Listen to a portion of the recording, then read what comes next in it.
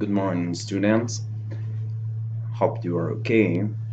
And today we are going to localize the vowel sounds of these four words: crazy, cream, credit card, and cricket. So I'm going to give you the example.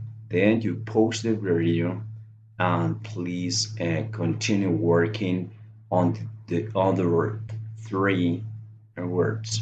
Check it out. This is the example. So you have localize the sound. It's right here. Okay. Then go for the second one. The cray. And finally E.